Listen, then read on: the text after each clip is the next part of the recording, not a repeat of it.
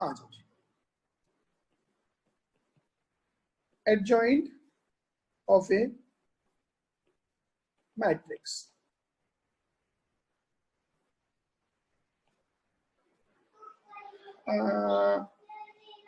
Adjoint A is written as ADJ adjoint of A। इसको ऐसे लिखते हैं, adjoint A is written as ADJ adjoint of A। अब ये है क्या, कैसे निकालेंगे adjoint को? गिवन मैट्रिक्स A, आपको एक मैट्रिक्स A दिया होगा, form a new matrix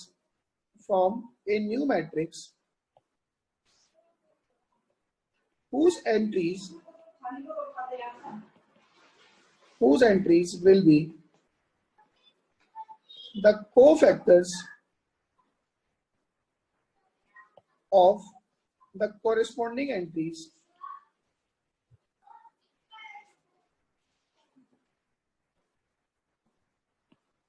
of A. Now, form a new matrix whose entries will be the cofactors of the corresponding entries of A. Take transpose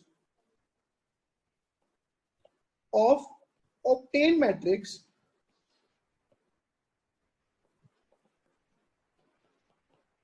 ठीक है। अब now obtained matrix,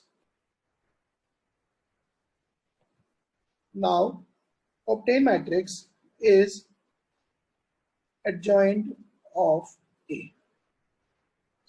ये मेरी बात समझ में आई थोड़ी थोड़ी? हाँ जी, हाँ जी सर। कि मैट्रिक्स ए दिया हुआ है, उस मैट्रिक्स से एक नया मैट्रिक्स बनाया जिसकी एंट्रीज ए मैट्रिक्स की एंट्रीज के कोफैक्टर्स हैं, फिर उस मैट्रिक्स का ट्रांसपोज लिया तो जो मिला वो एडजॉइंट ऑफ ए है। एक एग्जांपल देता हूं आपको। सपोज करो एक मैट्रिक्स ए है 0 1 2 2 1 3 4 1 -1, कुछ भी लिख दिया मैंने ऐसे, ठीक है। नाउ एक मैट्रिक्स सी बनाया, सी की जो एंट्रीज हैं वो ए की एंट्रीज का क्या है, कोफैक्टर्स। अच्छा, अब सब लोग तैयार रहो एक एक करके। रमनीक, इसके कोरेस्पोंडिंग कोफैक्टर क्या होगा? 0 के इस वाली एंट्री के कोरेस्पोंडिंग कोफैक्टर क्या होगा?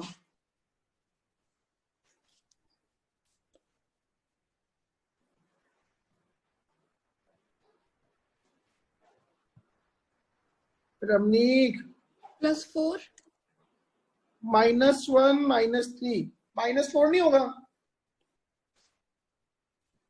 सी आई जे क्या होता है? दैट इज -1 की power i + j into A I J. Yes sir, मैंने वो i + j वाला मिस कर दिया। तो एक तो इसकी कोरेस्पोंडिंग -1 -3 -4 और -1 की पावर 1 + 1, क्योंकि ये a11 है तो ये क्या आएगा -4। अनन्या, इसके रेस्पेक्टिव कोफैक्टर?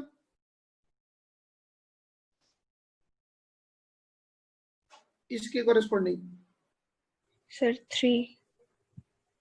अब देखो 2 की कोरेस्पोंडिंग इसकी रो, इसका कॉलम गया -1 -2 -3 और एक माइनस ये वाला आएगा क्योंकि -1 की पावर 1 + 2, तो ये क्या बन जाएगा 3। नाउ आकाश, इसके कोरेस्पोंडिंग कोफैक्टर?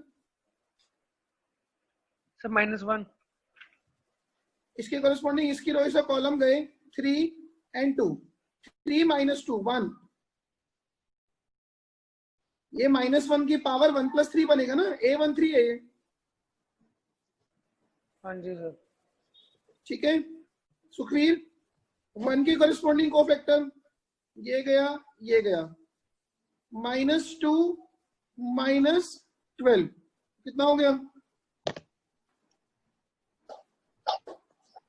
-2 -12 -14 और एक माइनस हम लगाएंगे तो +14।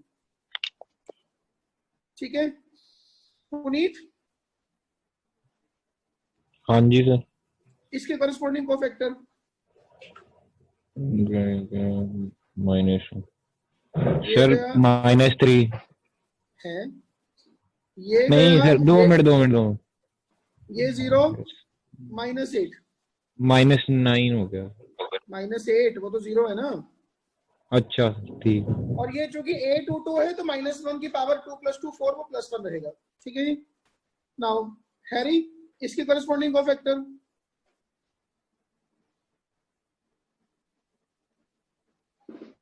सर 4। ये गया, ये 0, ये 4, तो -4 आता है और एक माइनस हम लगाएंगे तो 4। नाउ इसके करस्पॉन्डिंग ये गया 2 - 4 -2। ठीक है जी। इसके करस्पॉन्डिंग ये गया 0 -4 -4 और एक माइनस हम लगाएंगे तो +4। एंड इसके करस्पॉन्डिंग ये गया 1 -2 और एक बस -2, ये आ गया। नाउ एडजॉइंट ऑफ ए क्या है? Adjoint of A is C का ट्रांसपोज। तो -4 3 1, पहली रो को पहला कॉलम बना दिया। 14 -8 4 -2 4 -2। ठीक है ना, ये एडजॉइंट है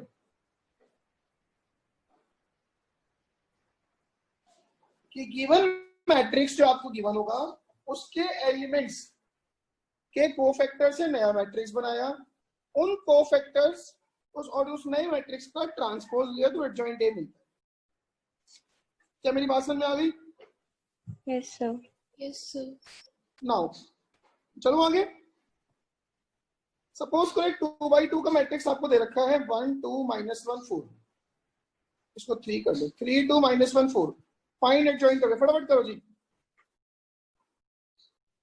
30 सेकेंड्स आपके पास, जल्दी करो।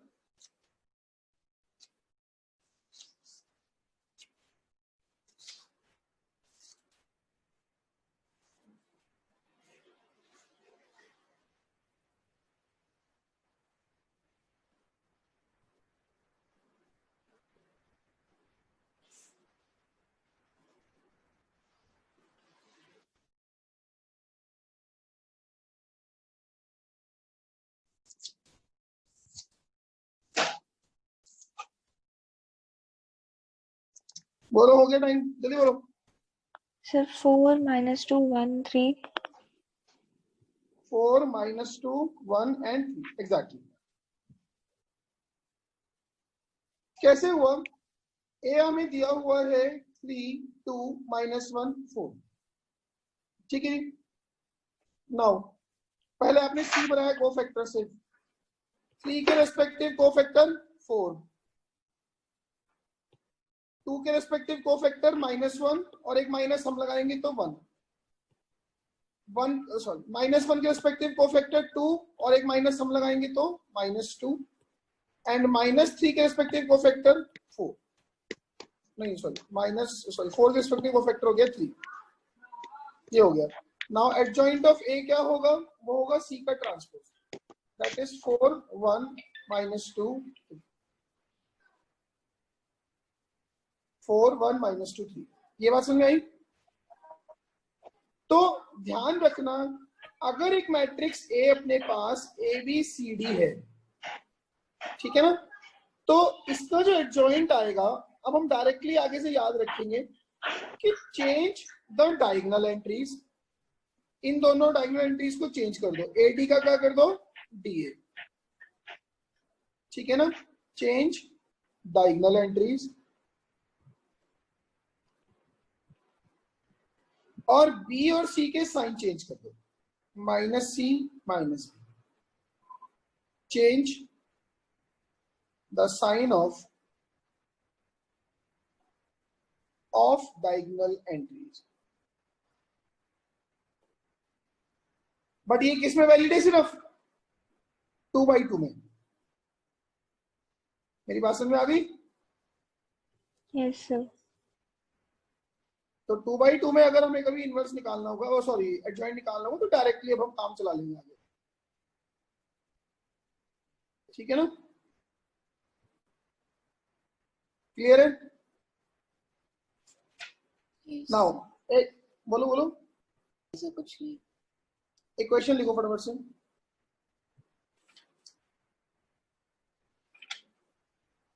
find the adjoint of find the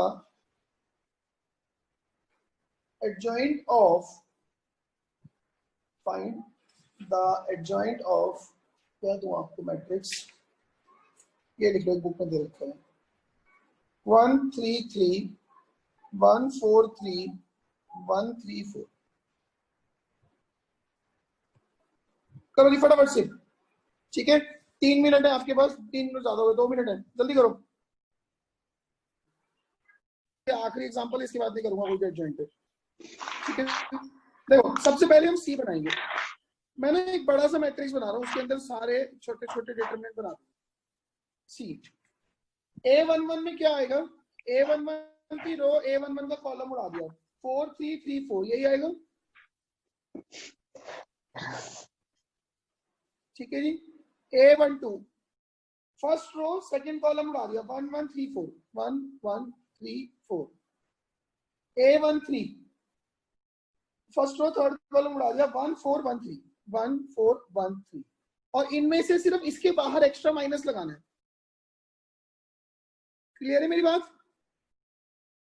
Yes, sir. Now A21 second row first column उड़ा दो, क्या आएगा 3 3 3 4 3 3 3 4। A22 second row second column उड़ा दो, 1 3 1 4 1 3 1 4। A23 1 3 1 3 1 3 1 3। अच्छा इसके बाहर माइनस आएगा, इसके बाहर माइनस आएगा। Now first A31 third row first column उड़ा दो, 3 3 4 3 3 3 4 3। थर्ड रो सेकंड कॉलम उड़ा दो, 1 3 1 3 1 3 1 3। Now third row third column उड़ा दो, तो 1 3 1 4 1 3 1 4। अच्छा यहाँ पे इसके बाहर माइनस आएगा, बाकी सब ठीक है। याद रखना plus minus plus minus plus minus plus minus plus, minus के साथ में ये साइन कन्वेंशन चलाना है। इसके बाहर प्लस, इसके बाहर माइनस, फिर प्लस, फिर माइनस, फिर प्लस, फिर माइनस, फिर प्लस, फिर माइनस, फिर प्लस। ये बात समझ में आई? जो एक्स्ट्रा प्लस माइनस लगाना है कोफैक्टर्स में, वो ये कन्वेंशन होता है 3/3 केस में। 2/2 के केस में क्या होता है, plus minus plus minus plus, ठीक है। Now it will be matrix 16 - 9 7 4 - 3 1 और एक बाहर माइनस हम लोग पढ़ा है तो -1, ठीक है जी। उसके बाद 3 3 -4 -1 12 - 9 -3 4 - 3 1 3 - 3 0 9 - 12 -3 3 - 3 0 4 - 3 कितना 1। ये सी है, तो एडजॉइंट ऑफ ए क्या होगा, इसका ट्रांसपोज 7 - 3 - 3। पहले कॉलम को पहली रो बना दिया, सेकंड कॉलम -1 1 0 एंड -1 0 1। ये आएगा आंसर, यही सुखवीर ने बताया था और यही सही है। क्या मेरी ये बात समझ में आ गई? Yes, sir. पक्की बात है? Yes. ना चलो आगे, हैरी चन्नी, ठीक है। Yes, sir. Yes, sir. ना हेडिंग डालो प्रॉपर्टीज ऑफ एडजॉइंट।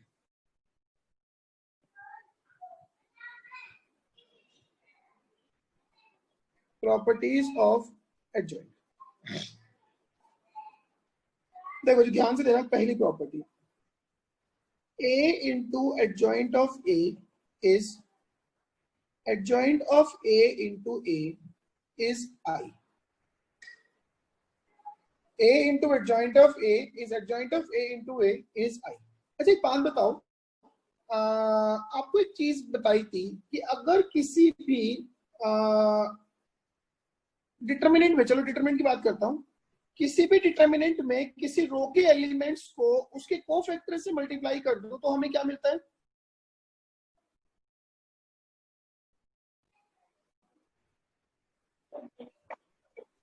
बोलो। किसी भी डिटर्मिनेंट में किसी भी रो के एलिमेंट्स को उसी के कोफैक्टर से मल्टीप्लाई कर दो तो क्या मिलता है?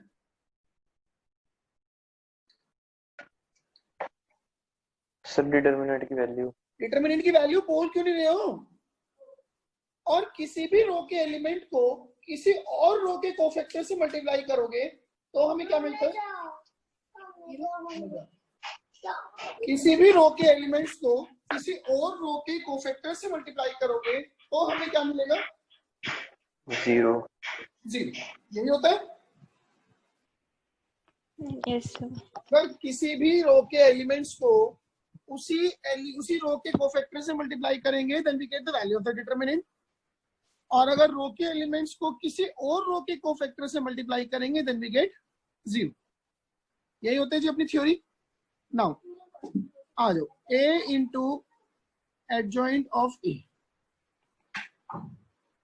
a क्या है? मान लेते हैं a है a11, a12, a13, a21, a22, a23, a31, a32, a33। सही है मेरी बात?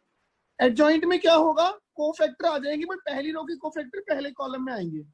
C11, C12, C13, C21, C22, C23, C31, C32, C33। Agreed और नॉट? Yes, sir. यही बनेगा। पहली रो के कोफैक्टर पहले कॉलम में आ जाएंगे क्योंकि आपने ट्रांसपोज भी लिया है। सेकंड रो के कोफैक्टर सेकंड कॉलम में और थर्ड रो के थर्ड कॉलम में। अब ध्यान देना जरा, पहली रो के एलिमेंट्स पहली रो के कोफैक्टर मल्टीप्लाई करूंगा, क्या आएगा? Determinant of A. Yes, sir. मेरे को ना ऐसा लग रहा है कि एक चीज देखो, सब भूल भाल गए।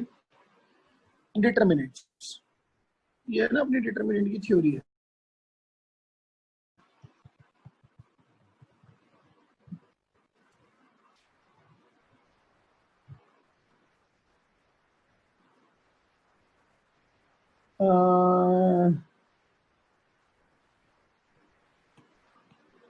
If elements of any row or any column be multiplied by their respective cofactors and added, we get the value of the determinant. If elements of any row or any column be multiplied by their respective cofactors and added, we get the value of the determinant. If elements of any row or any column be multiplied by respective cofactors of any other row or any other column, what we get? 0. 0। तो पहली रो के element और पहली रो के cofactor, ये पहली रो के cofactor है, कॉलम के नहीं है, रो के हैं। क्या वैल्यू मिलेगी? डिटरमिनेंट ऑफ ए।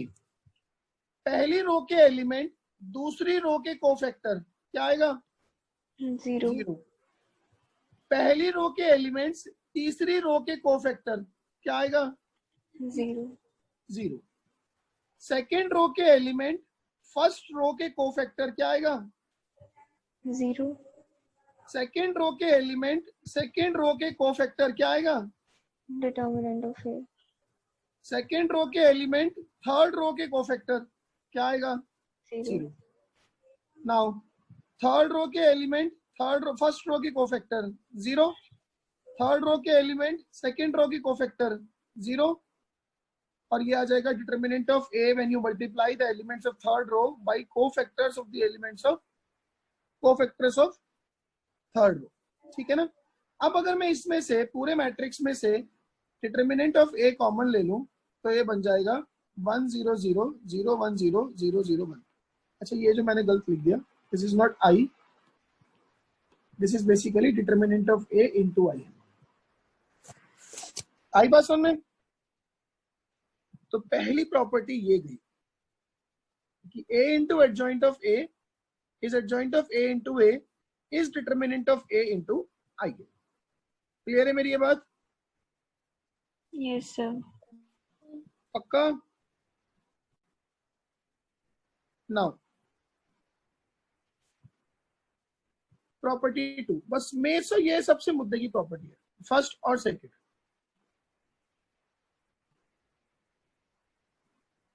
देखो जी, प्रॉपर्टी 2 क्या कहती है? प्रॉपर्टी 2 कहती है कि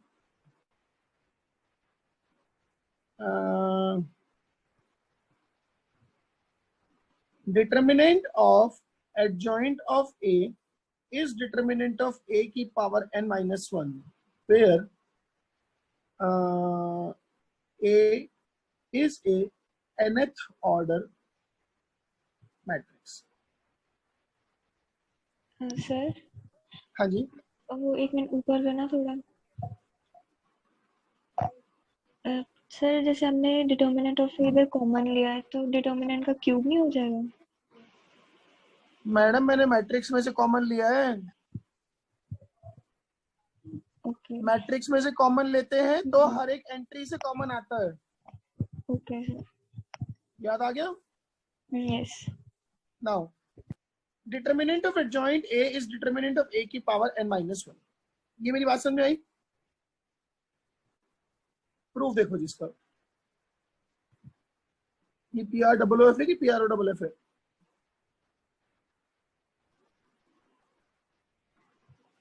किसी को भी नहीं पता, सारे मेरी तरफ बोल दिए।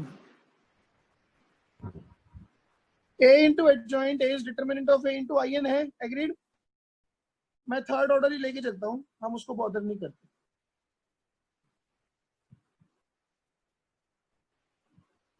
into I3 where A is a third order square matrix. अच्छा, now take determinant both sides.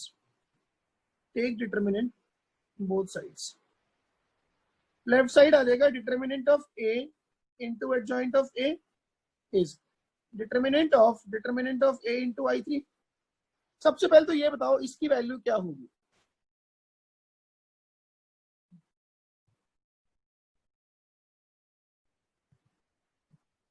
एक चीज सोचो, अपने पास एक मैट्रिक्स रखा है, डिटरमिनेंट है, determinant A 0 0 0, determinant of A 0 0 0, determinant of A।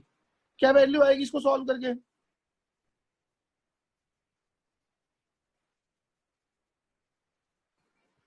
हाँ जी, डिटर्मिनेंट ऑफ ए का क्यूब। डिटरमिनेंट ऑफ A का क्यूब। यस। लेफ्ट साइड में दो मैट्रिक्स का प्रोडक्ट हो रहा है, अलग अलग कर दो, determinant of A, determinant of adjoint of A। Determinant A से डिवाइड कर दो, तो adjoint of A is determinant of A का स्क्वायर। अगर यही nth ऑर्डर का होता तो इस जगह पे डिटरमिनेंट ऑफ A की पावर n आ जाता, A से डिवाइड करके डिटरमिनेंट ऑफ A की पावर n माइनस 1 आ जाता। क्या मेरी ये बात समझ में आ गई है? Yes sir.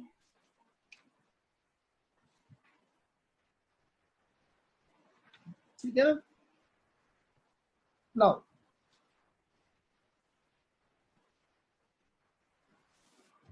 चलो आगे। Yes sir. प्रॉपर्टी 3, ये तो ऐसी कॉम्प्लीमेंट्री करा रहा हूं। Determinant of adjoint of A is determinant of A की पावर n माइनस 1 का square, where A is a nth order square matrix. देखो एक चीज सोचो, हमने ऊपर एक प्रूफ किया, determinant of adjoint of A is determinant of A की power n minus 1, isn't it? इस इक्वेशन में A की जगह सब्स्टिट्यूट कर दो एडजॉइंट ऑफ A, तो ये बनेगा adjoint of A is determinant of adjoint of A की पावर n माइनस 1। अब ये क्या है? ये है डिटरमिनेंट ऑफ A की पावर n माइनस 1, तो ये बन गया डिटरमिनेंट ऑफ A की पावर n-1 का स्क्वायर।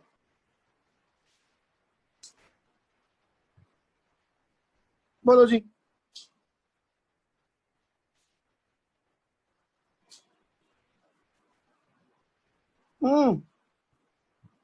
Yes sir. भाई समझ में आ गया क्या? हाँ जी सर। यस। हैरी, पुनीत, विशाल,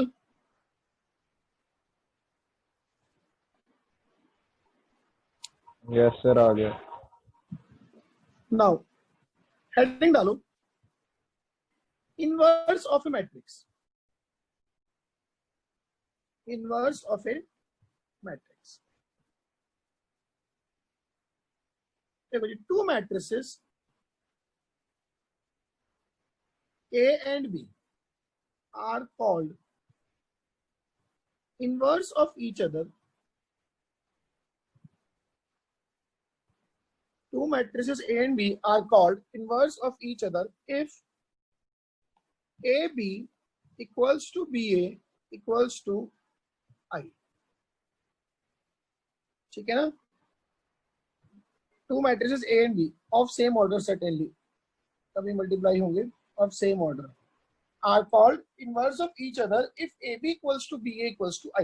जैसे हम बोलते हैं ना 2 into 1/2 1 है, ठीक है ना? तो अगर 2 into 1/2 1 है तो 2 और 1/2 एक दूसरे क्या है? इनवर्स है। They are not treated like inverse function. जैसे sin x into sin inverse x 1 नहीं होता, ठीक है ना? ये they are not inverse function kind of.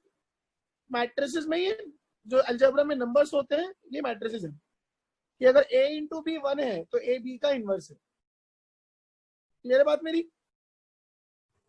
Yes now sir. We have studied, अभी हमने पीछे एक प्रॉपर्टी पढ़ी है, a into adjoint of a is equal to adjoint of a into a is equal to determinant of a into I।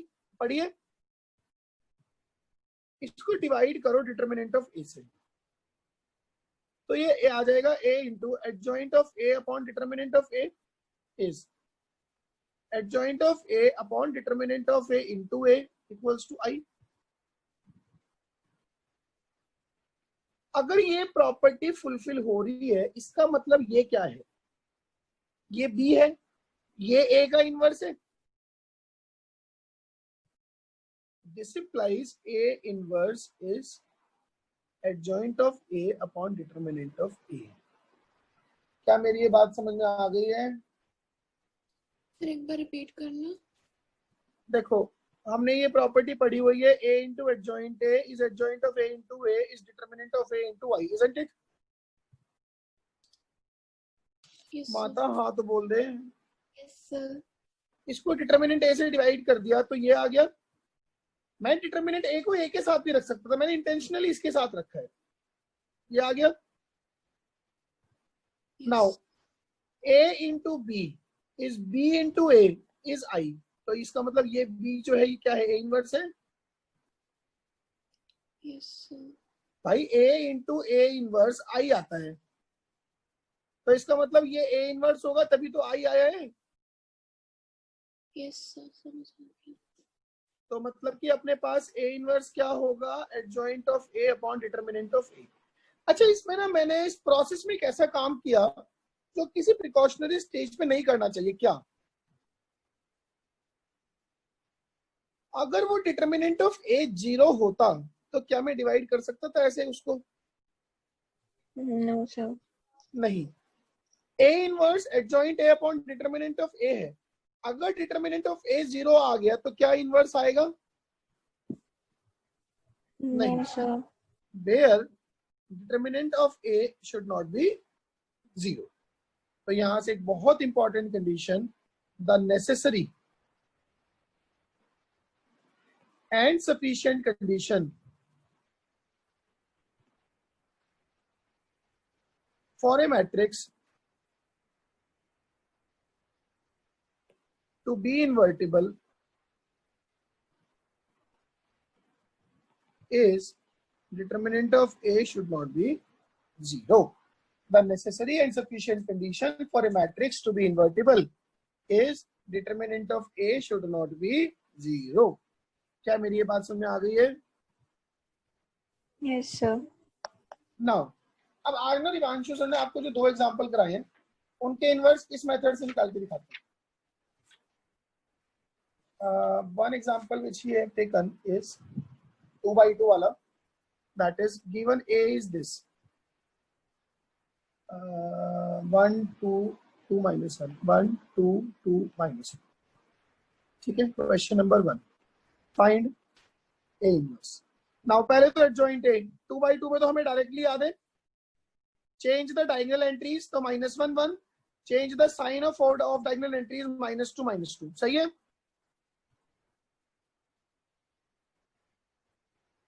हाँ जी, yes sir.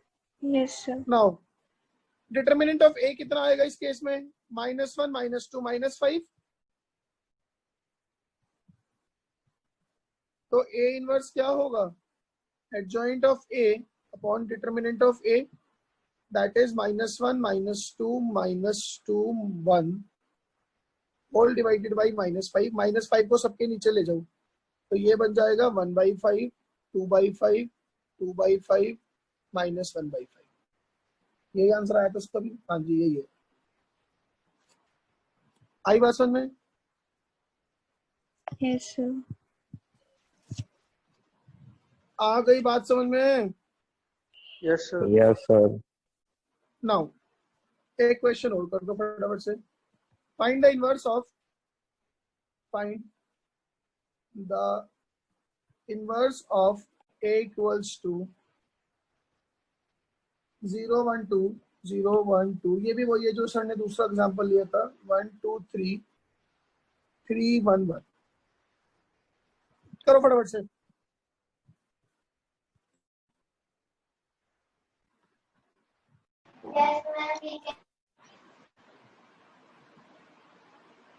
सबसे पहले आप निकालोगे एडजॉइंट ऑफ ए, 0 के रेस्पेक्टिव कोफैक्टर 2 -3 -1,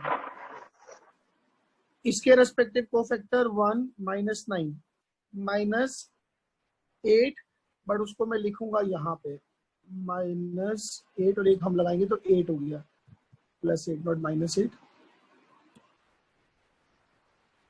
ठीक है जी। नाउ इसके रेस्पेक्टिव कोफैक्टर 1 -6 -5 यहाँ पे आ गया।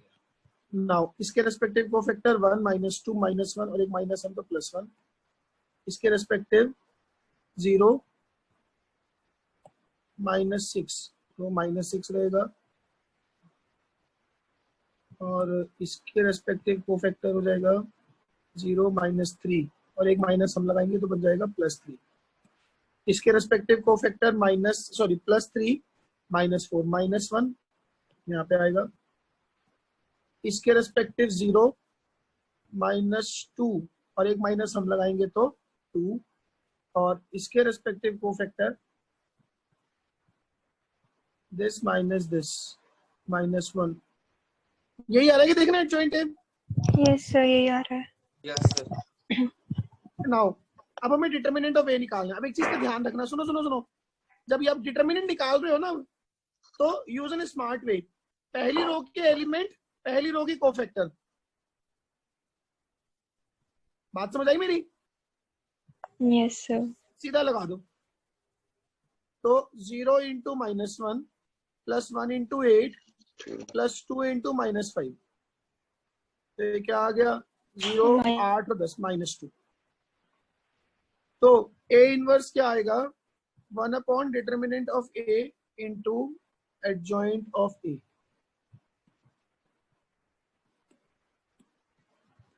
into adjoint of A, that is -1/2 into -1 1 -1 8 -6 2 -5 3 -1। अब जब आप -1/2 को अंदर लेके जाओगे तो हर एलिमेंट से मल्टीप्लाई करोगे, तो 1/2 -1/2 +1/2 -4 3 -1 5/2 -3/2 and +1/2। क्या ये बात समझ में आ गई है? Yes sir. पक्की बात है? हाँ जी। Yes, sir. Yes sir. Yes, sir. अब अपना गृह कार्य लिखो जरा। एक्सरसाइज 4.5,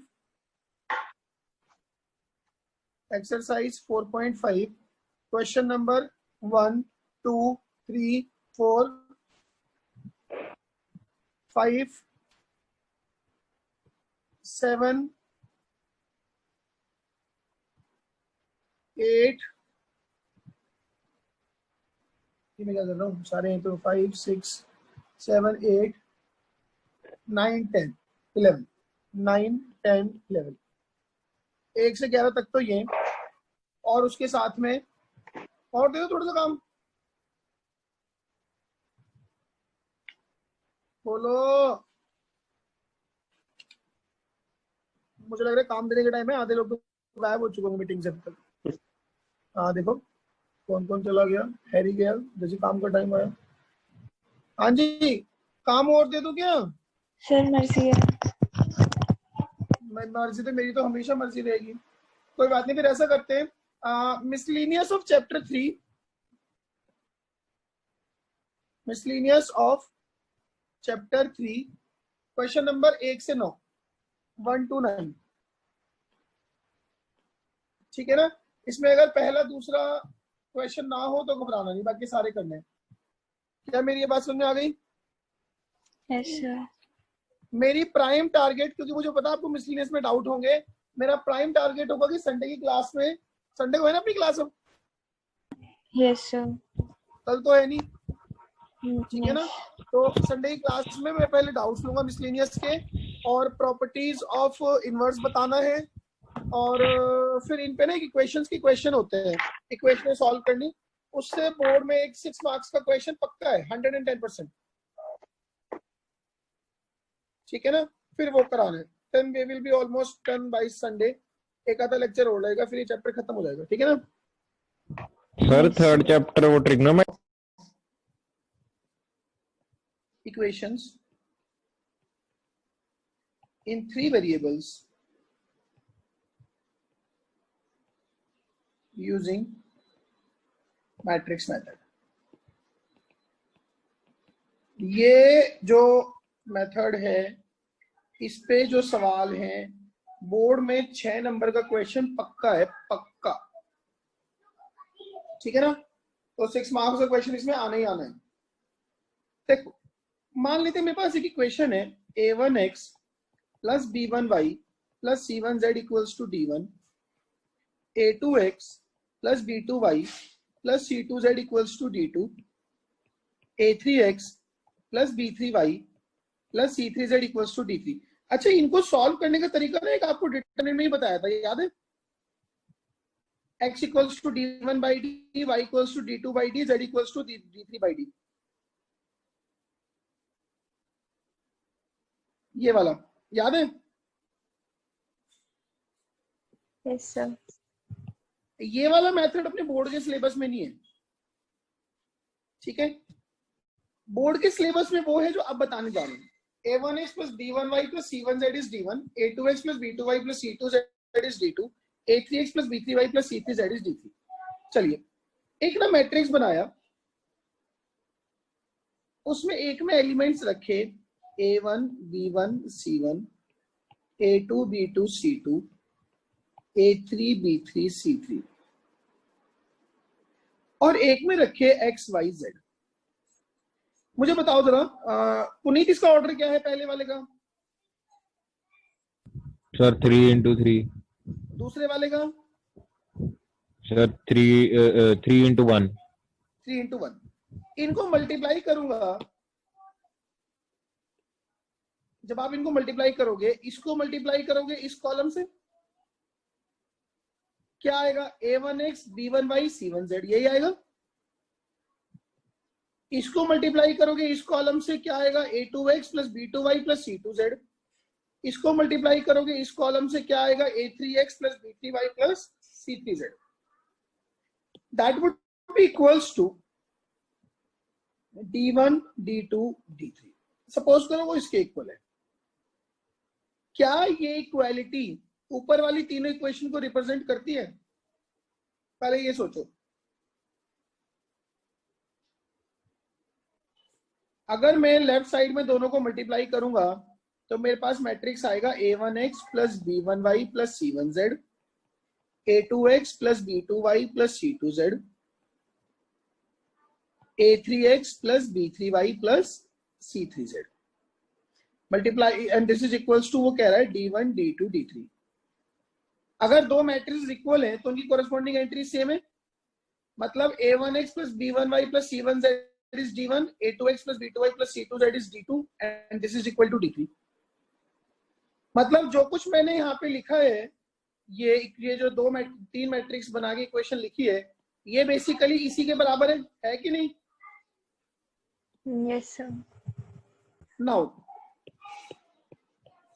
अब मैंने क्या किया, आई एज्यूम कि ये a है, ये x है और ये b है, तो अपने पास ax की वैल्यू b के बराबर आ गई। ठीक है, इसको दोनों साइड a इनवर्स से मल्टीप्लाई कर दिया, तो a inverse into a into x is a inverse into b। ठीक है जी। Now Harry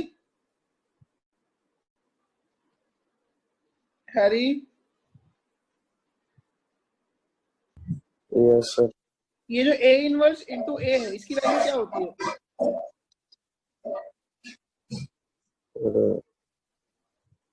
Ramnik, yes sir. a inverse into a की वैल्यू क्या होगी?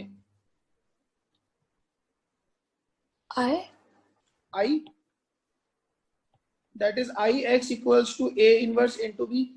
और i को, आइडेंटिटी मैट्रिक्स को किसी से भी मल्टीप्लाई कर लो वो सेम आ जाता है, मतलब x equals to a inverse b आ जाता है।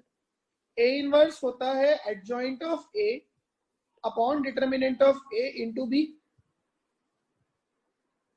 तो मेरे पास बेसिकली x की वैल्यू आ जाएगी adjoint of a into b upon determinant of a। ये वाला मैट्रिक्स खुद एक 3:1 का मैट्रिक्स बनेगा। x अपने आप में 3:1 का मैट्रिक्स है, शुरू में मान के चले हम। जैसी इक्वालिटी एक्सप्रेस करूंगा एक्स वाई जेड की वैल्यूज आ जाएंगी,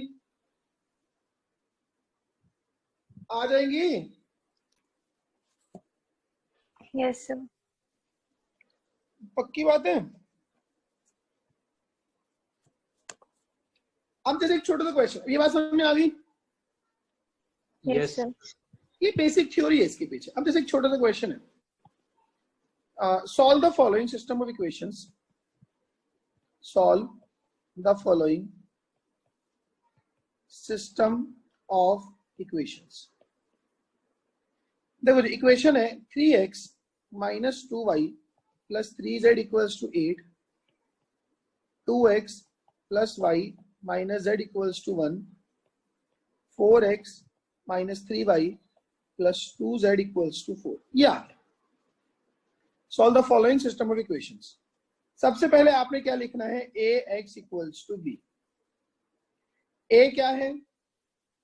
3 minus 2 3, 2 1 minus 1, 4 minus 3 2, multiplied by x क्या बन जाएगा, x y z equals to b क्या बन जाएगा, 8 1 4।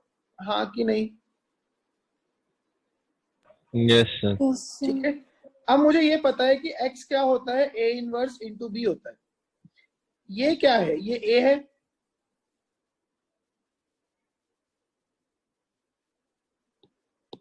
बोलो हाँ जी। भाई ये a है। मुझे क्या निकालना है, इसका इनवर्स निकालना आपने। नाउ आ जाओ जी। a इक्वल्स टू है अपने पास 3 माइनस 2 3, 2 1 माइनस 1, 4 माइनस 3 2। a पहले हम निकालेंगे एडजॉइंट ऑफ a। ध्यान से देखना जरा।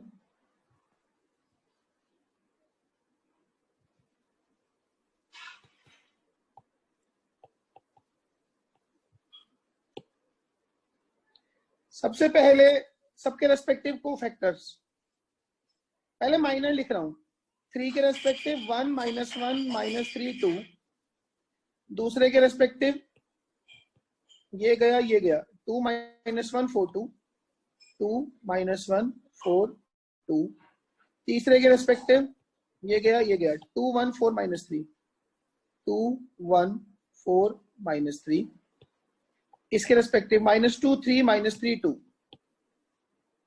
-2 3 -3 2, नेक्स्ट के रेस्पेक्टिव 3 3 4 2, 3 3 4 2, नेक्स्ट के रेस्पेक्टिव 3 -2 4 -3, 3 -2 4 -3. नाउ A 3 1 के रेस्पेक्टिव ये गया -2 3 1 -1, -2 3 1 -1, 3 3 2 -1, 3 3 2 -1, लास्ट वाला 3 -2 2 1, ये आएगा.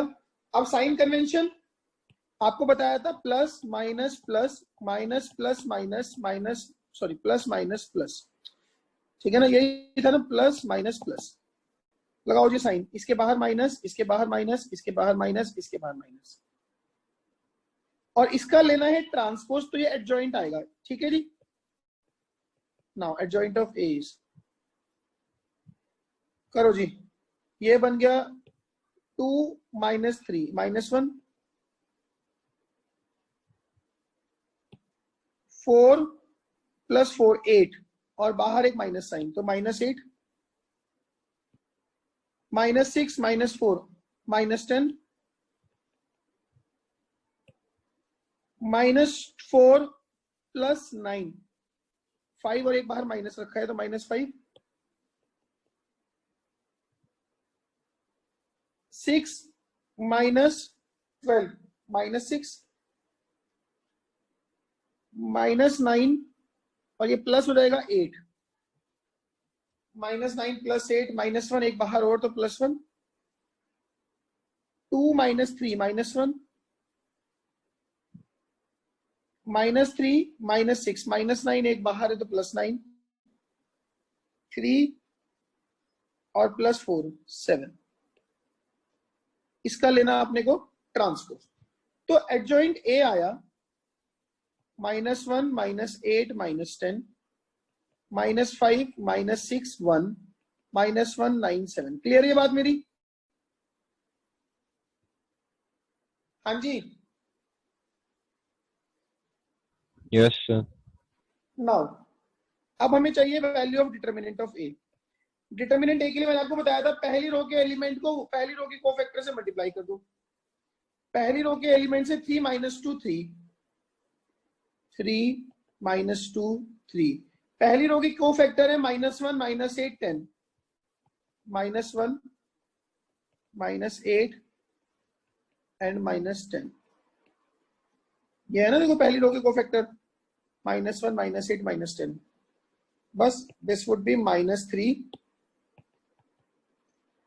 और ये बन जाएगा +16 -30, तो -17 आ गया. नाउ ए इनवर्स क्या होगा? ए इनवर्स होगा adjoint of A upon determinant of A, यही होता है. नाउ अपने को निकालना है x. x है a inverse into B, x है a inverse into B, that is adjoint of a into B upon determinant of a. सही है मेरी बात? नाउ एडजॉइंट ऑफ a की वैल्यू ये रही,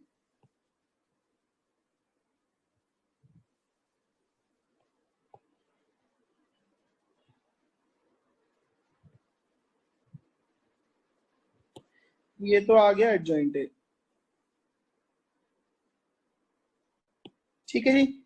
इंटू बी, बी की वैल्यू है अपने पास 814 और बाहर -1/17, जो डिटर्मिनेंट ऑफ ए की वैल्यू रखनी है 1 -1/. करो जी ये मल्टीप्लाई, तो ये आ जाएगा. अब जो x था वो तो था बेसिकली XYZ, ये -1/17 टाइम्स.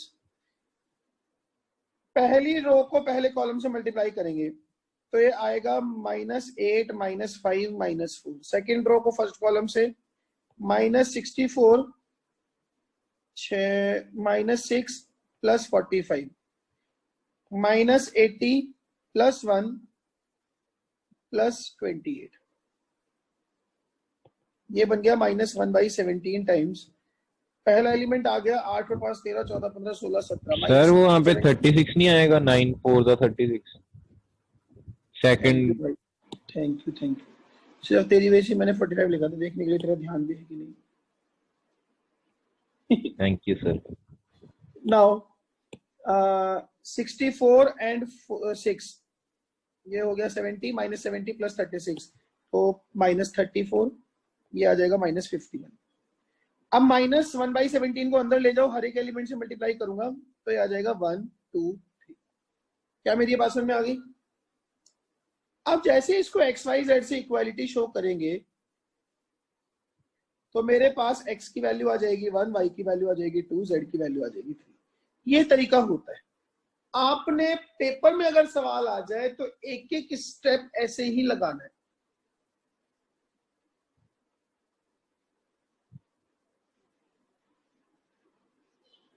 बात समझ में आई मेरी? Yes sir.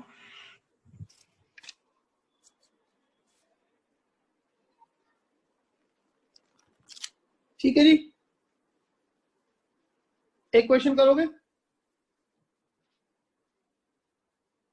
Yes sir. चलो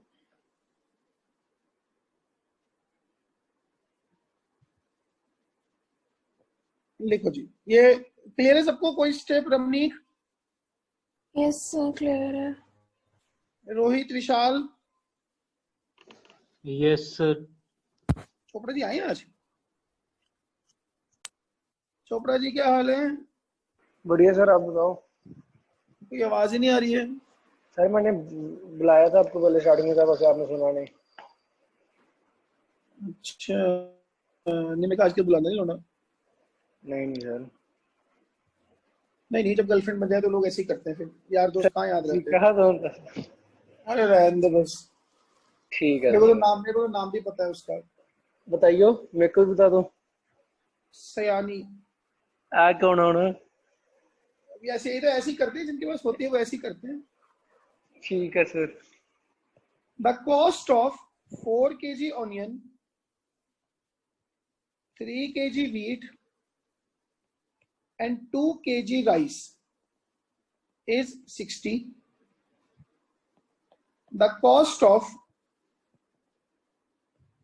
2 kg onion,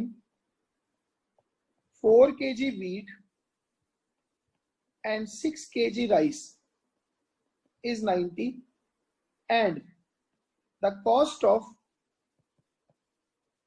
6 kg onion, 2 kg wheat and 3 kg rice is 70. Find the cost of each product per kg by matrix method.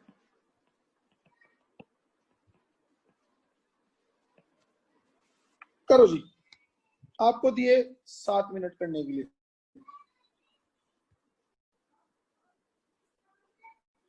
ठीक है ना? तो ये हो गया 4x + 3y + 2z = 60। दूसरी इक्वेशन है 2x + 4y + 6z = 90। तीसरी है 6x + 3y, sorry 6x + 2y + 3z = 70। Ananya, हाँ जी sir. Sir determinant of A adjoint determinant कितना आया? 50। 1/50 और एडजॉइंट है 0 - 5 10, 0 - 5 10, 30 0 - 20 30 0 - 20 and -20 10 10। सर आ गया। जिनकी लास्ट स्टेप की प्रॉब्लम थी, क्या यही आंसर आ रहे हैं? Yes sir. बाद में इसको 1/50 टाइम्स मल्टीप्लाई कर देना तो 9 5 जा 450, ये 700 है। सर एडजॉइंट और ए बाय ए डिटर्मिनेंट में से अगर हम 5 कॉमन ले लें और उधर 50 उससे कोई खास फायदा नहीं रमनी, वो बाद में ही कर लेंगे एक साथ, ठीक है ना। अब ये मल्टीप्लाई करूंगा तो 700 माइनस, तो ये 150 आ गया, नहीं सॉरी 250, दिस माइनस दिस, तो 80 180 1800 और 1400, तो ये 400 आ जाएगा, और माइनस 1200 प्लस 900 9 7 16, ये भी 400 आ गया, तो ये आ गया 588। तो x की वैल्यू 5, y की वैल्यू 8, z की वैल्यू 8, ये आ जाएगा आंसर बस,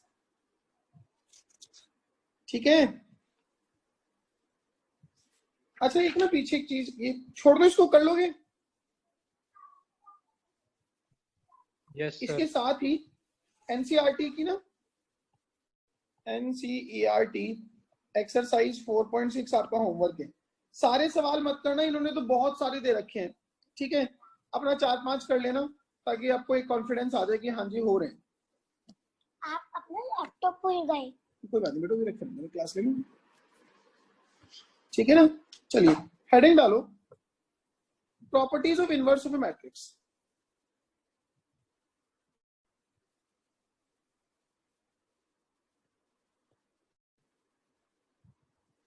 properties of inverse of a matrix. पहली प्रॉपर्टी डालो,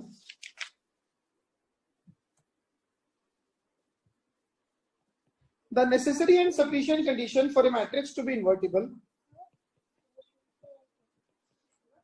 the necessary and sufficient condition for a matrix to be invertible is, the necessary and sufficient condition for a matrix to be invertible is it should be non-singular। Non-singular कौन से होते हैं? जिनका determinant 0 ना हो। Singular होते हैं जिनका डिटर्मिनेंट 0 हो, ठीक है ना। The necessary and sufficient condition for even ये will give square matrix, for a square matrix to be invertible is it should be non singular. यही होती है पहली प्रॉपर्टीज की। Next,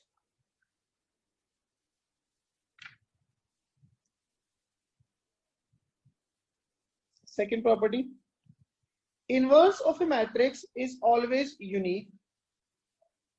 Inverse of a matrix is always unique। Inverse of a matrix is always unique। Even इसका एक proof भी है, but we do not require that। Inverse of a matrix is always unique। Inverse of a matrix is always unique। Third, किसी matrix के determinant के inverse का determinant is 1 upon determinant of A, मतलब कि 1 upon determinant ए का inverse. कैसे? हमें ये चीज पता है कि a into A inverse identity होता है, दोनों साइड डिटर्मिनेंट ले लो, तो determinant of a into A inverse 1 हो गया, ये हो गया determinant of A, determinant of A inverse 1, इसका मतलब determinant of A inverse is 1 upon determinant of A. Clear बात मेरी? Fourth, reversal law of inverse. Reversal law of inverse, a into B का inverse equals to B inverse A inverse. इसको हम यही बोल सकते हैं, ए बी सी डी का inverse is D inverse C inverse B inverse A inverse.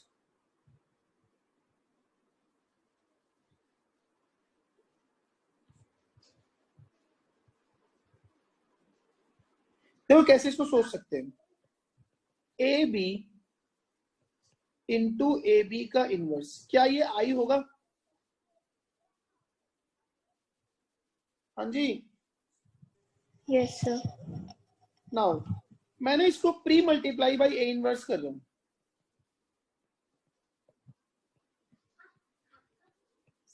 तो A inverse A B into A B का inverse is A inverse into I. इसको ऐसे लिख लूं, A inverse into A into B into A B का inverse is A inverse into I. A inverse into I तो A inverse ही आ जाएगा, ये भी नया आई आ गया, तो ये बचा बी इंटू ए बी का inverse is A inverse. Again pre multiply by B inverse, तो ये बन गया B inverse B into A B का inverse is B inverse A inverse.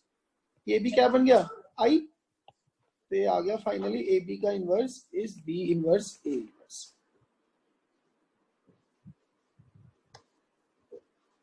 ठीक है ना?